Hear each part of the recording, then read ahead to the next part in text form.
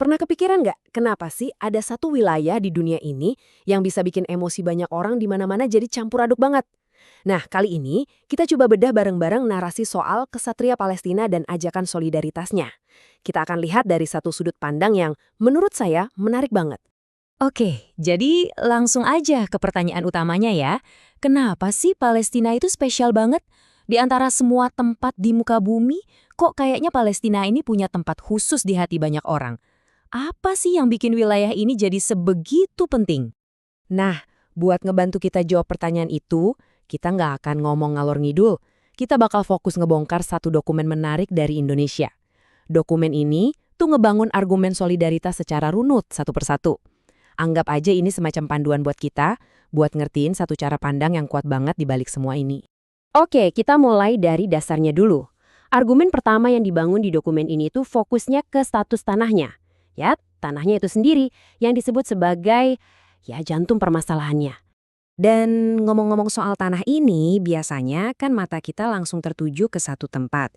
Ya, Yerusalem. Seperti yang kita lihat di gambar ikonik ini, kota ini tuh benar-benar jadi titik pertemuan antara begitu banyak sejarah dan keyakinan. Jadi, menurut dokumen ini, ada 3 alasan utama kenapa tanah ini dianggap suci banget. Nah, kita bisa lihat di sini. Pertama, ini adalah tanah para nabi, tempat lahir dan pusat aktivitas tokoh-tokoh penting dari berbagai agama.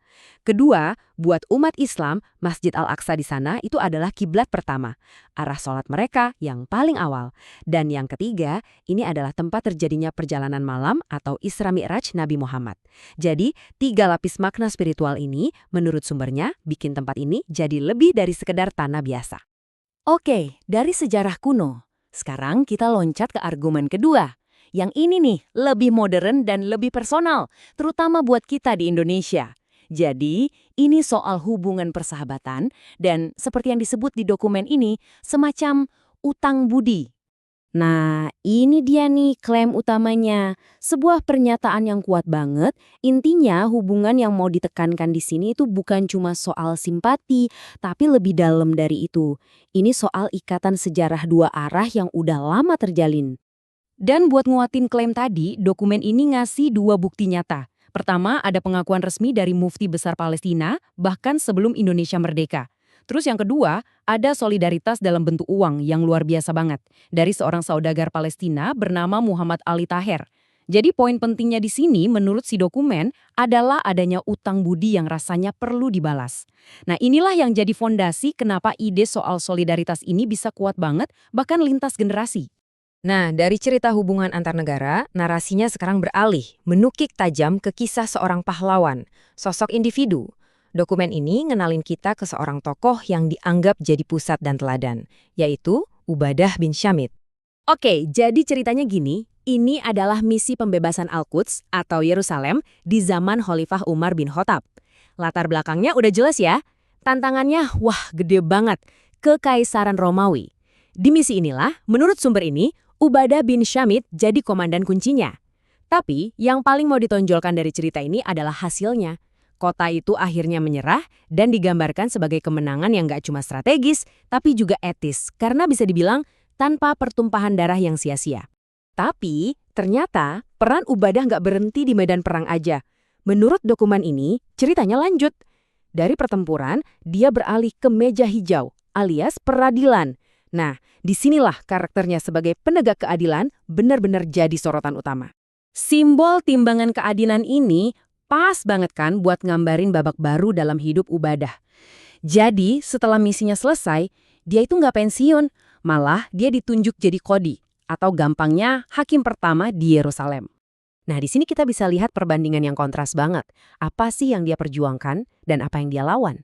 Di satu sisi, prinsip dia, menurut sumber ini, ya keadilan buat semua orang, nggak pandang bulu, dan para pemimpin harus bisa dimintai pertanggungjawaban.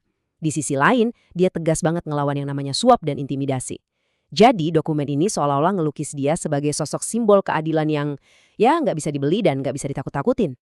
Oke, jadi setelah kita bahas soal landasan sejarahnya, landasan keagamaannya, sampailah kita di puncak argumen dokumen ini, yaitu sebuah panggilan buat bertindak untuk kita yang hidup sekarang.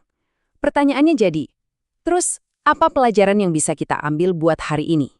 Dan inilah dia, 3 ajakan spesifiknya. Pertama, kita diajak buat jadi the next ubadah atau ubadah berikutnya. Uniknya, ini diartikan bukan dengan angkat senjata loh, tapi dengan menguasai teknologi dan pengetahuan buat membela kebenaran. Yang kedua, dukungan lewat doa. Dan yang ketiga, dukungan yang lebih nyata, yaitu lewat donasi atau infak terbaik. Kutipan ini menurut saya benar-benar nangkep inti emosional dari ajakan berdonasi tuh. Jadi menurut dokumen ini ya, donasi itu bukan cuma soal ngasih uang. Lebih dari itu, donasi adalah sebuah pesan. Pesan solidaritas yang kuat yang bilang kalau kalian nggak berjuang sendirian. Oke, jadi kita udah lihat bareng-bareng gimana dokumen ini ngebangun argumennya selapis demi selapis. Mulai dari sejarah, keyakinan, sampai ke kisah kepahlawanan. Nah, ini semua membawa kita ke satu pertanyaan terakhir buat kita pikirin bareng-bareng. Seberapa besar sih kekuatan cerita-cerita dari berabad-abad yang lalu dalam ngebentuk komitmen kita, tindakan kita, bahkan aliansi kita di dunia yang udah super modern kayak sekarang ini?